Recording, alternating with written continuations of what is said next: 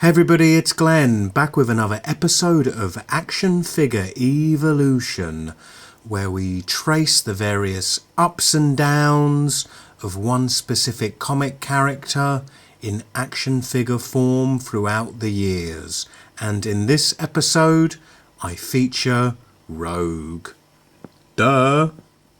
The action figures you see before you, they're all by the toy company Toy Biz, and they range from mid-90s through till 2005-ish, I guess. So probably over a decade's worth of action figures here for you.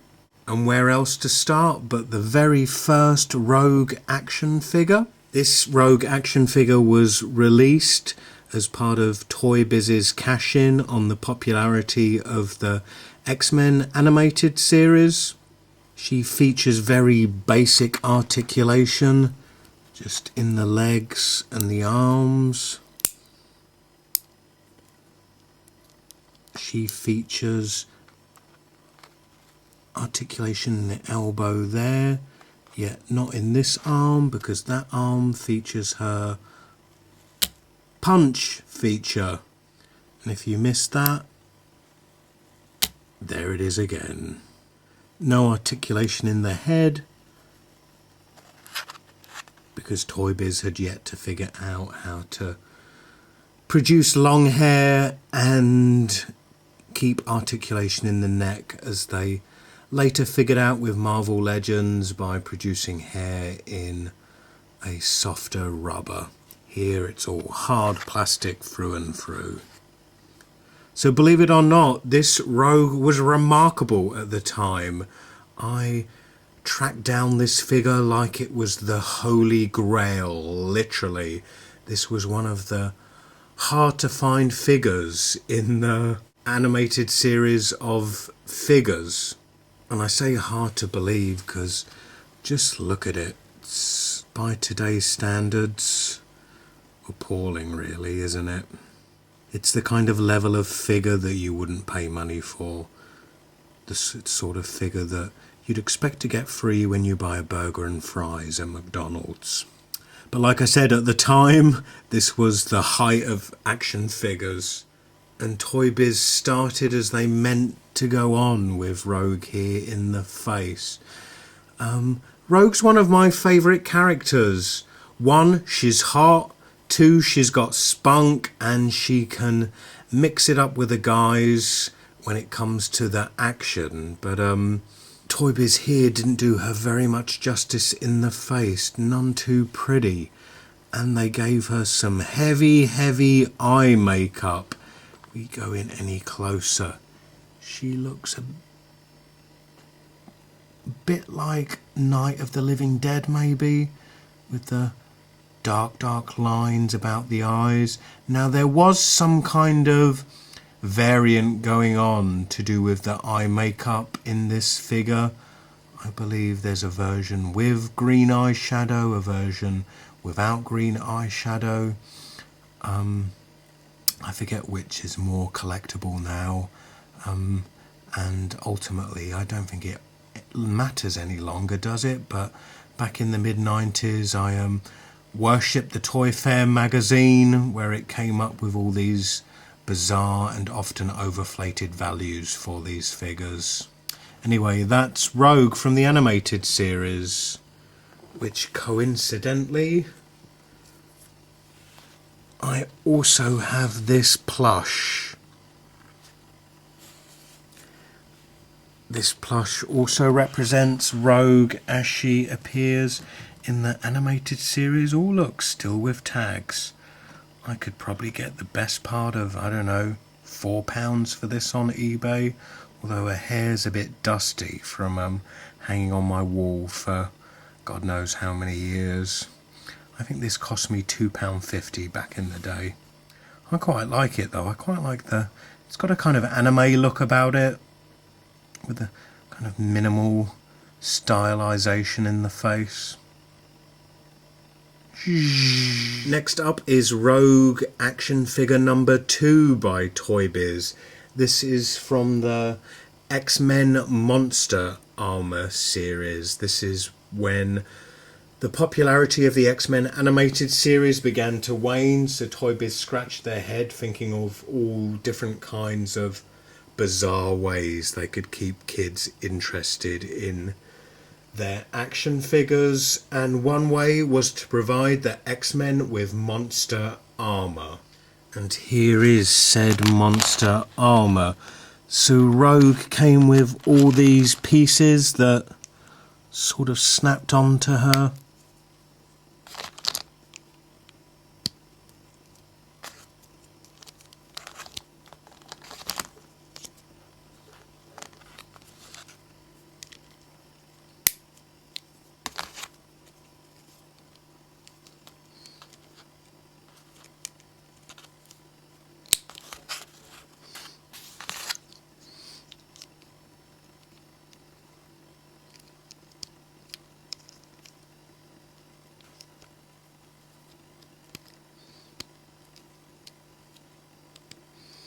Kind of snap on anyway.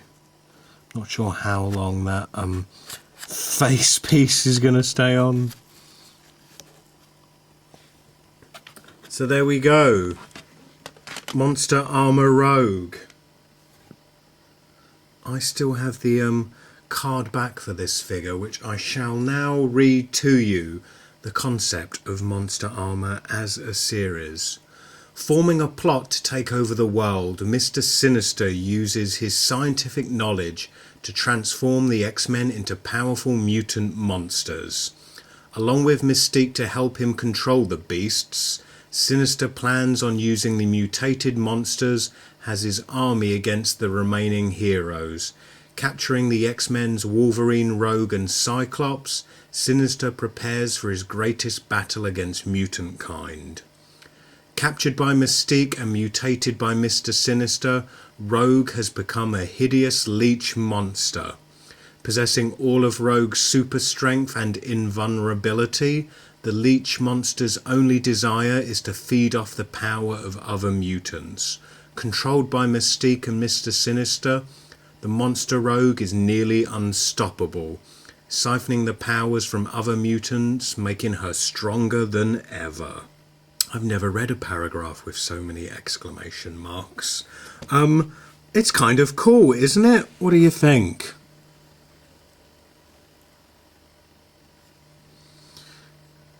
You got to give them 10 out of 10 for effort, no?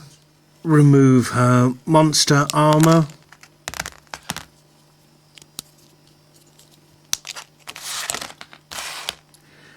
And without the armor, this is Rogue in her Age of Apocalypse uniform. Although with a kind of regular Rogue hairdo. Of course, Rogue in Age of Apocalypse had much shorter hair. But I guess Toy Biz just threw in the Age of Apocalypse uniform for no apparent reason. So that's Monster Armor Rogue. Next up is Rogue from the X-Men Power Slammers series. Rogue here came with some kind of bizarre cannon accessory which shot projectiles out of it for no apparent reason. I forget the concept for the Power Slammers series really.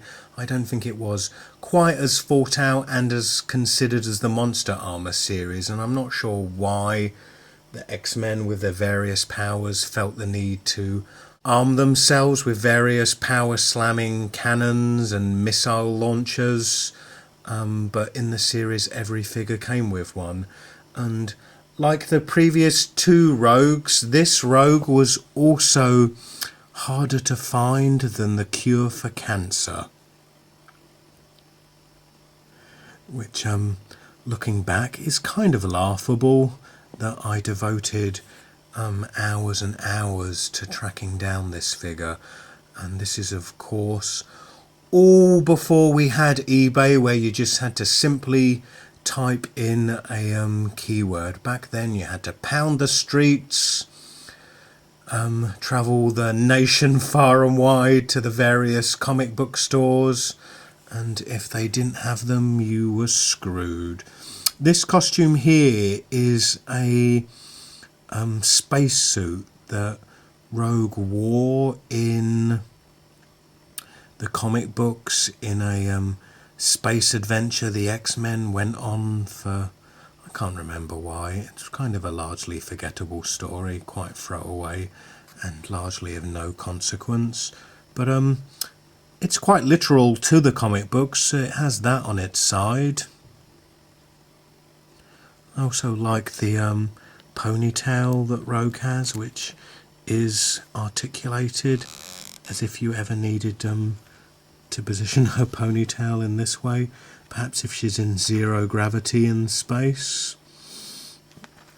What I don't like about her hair is the strands of hair over her face, which I think the Joe Mad, the artist on the Uncanny X-Men at the time, drew characters with kind of strands of hair over their face, but in action figure form where strands of hair becomes big chunks of plastic obscuring the face, it doesn't really do the action figure any favours. But for some later action figure forms of Rogue, I kind of wish we couldn't see their face, but alas, with this Rogue we could not. So who knows, perhaps she's quite the stunner under there. Is she? I'll leave that for you to judge. And now we're moving on to the X-Men movie. From what year was that? 2000? Yeah, 2000 I think. So the X-Men movie figures did represent quite a leap for Toy Biz from the previous X-Men animated series.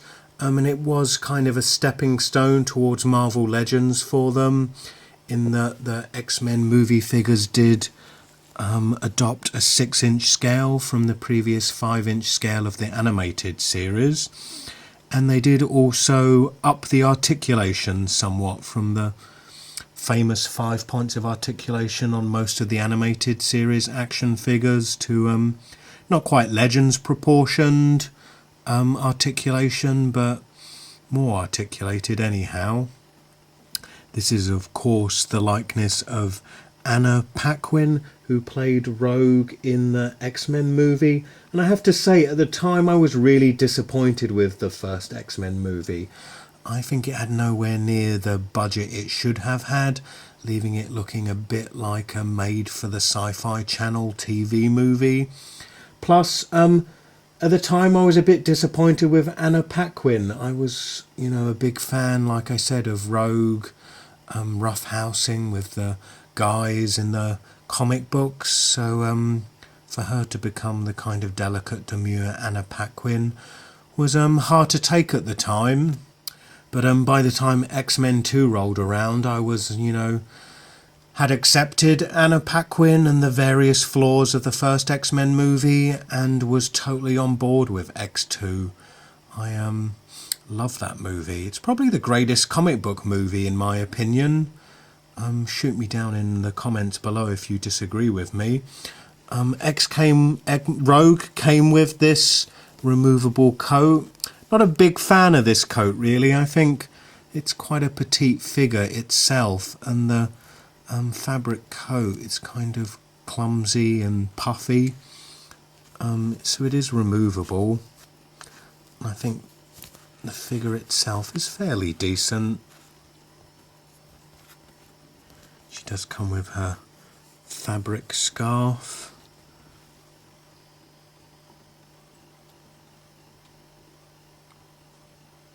So not the greatest figure, but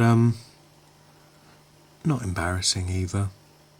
Of course, the X-Men movie did see a second Rogue figure. It's Rogue in her X-Men uniform, which for some reason when she was inducted into the X-Men she became about a foot shorter.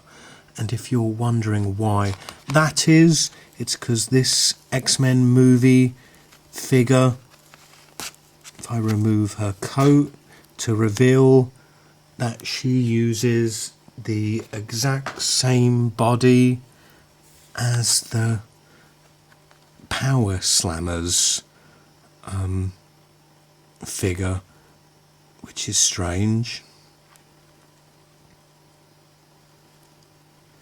So this kind of being more of a 5-inch scale, she is significantly shorter than the first X-Men Rogue. Although she does, of course, share the same head. But generally, I do like this figure. I kind of much prefer seeing Rogue in her X-Men uniform than I do the in her civilian clothing. It's just a shame that Toy Biz cheaped out and reused this mould. So those are the XMen movie figures. And finally, we arrive at Marvel Legends. Hooray! But ultimately, when it comes to Rogue, it's a bit of a boo. This Rogue was released in the Marvel Legends X-Men box set. And as such, she's still quite a hard to find figure and quite pricey on eBay. She's probably going to set you back about £25. Which, I mean, like I said, she is quite rare and hard to find. It just sucks when a figure this ugly becomes one of the more expensive legends to collect. Because as much as I sing the praises of Toy Biz when it comes to Marvel Legends and tend to dog on Hasbro, one thing Toy Biz never managed to do was produce a decent female action figure. This figure reuses the Elektra Marvel Legends body, and it's a female body. Became the staple basic female body for Toy Biz, really. They also used it on Black Cat from the Sinister Six box set and the various Invisible Woman figures in the various Fantastic Four box sets. But look at that face. Ugh! Ugly. Hopefully, I'm not even sure if my camera is in focus for your sake. Hopefully it's not. This figure did come with a X logo display base, but the one thing it really should have come with is a small paper bag accessory to put over her face. But until Hasbro, fingers crossed, produce a better Rogue action figure, which is long overdue, isn't it? I feel like some of the major female characters in the Marvel Universe have kind of been cheated out of action figures, really. I don't know if it's some kind of inherent sexism that they think that we don't want to see female action figures, or what the problem is, but we just don't seem to get any. Kind of Rogue, and perhaps Jean Grey is perhaps even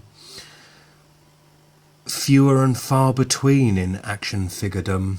Here is Toy Biz's second attempt at Rogue. This is Extreme Rogue from the third series of XMen Classics, the Toy Biz's offshoot from the Marvel Legends mainline. And it is a vast improvement on their Marvel Legends X-Men box set Rogue. I would say, in my opinion, this is probably the best female action figure that Toy Biz produced. I mean, that doesn't really say that much. It's a bit like walking into a pig pen and trying to decide what the prettiest pig is. But she is an improvement. Fairly decent looking face under those sunglasses. There is a variant of this figure with longer hair and no jacket. If you're wondering what is up with this uniform, it's the uniform that Rogue wore in the Extreme X-Men series. So it's probably not her most recognisable uniform, and it's a bit of a shame that out of the two figures, the better looking Rogue came in the least recognisable uniform, but that's sod law for you, really, isn't it?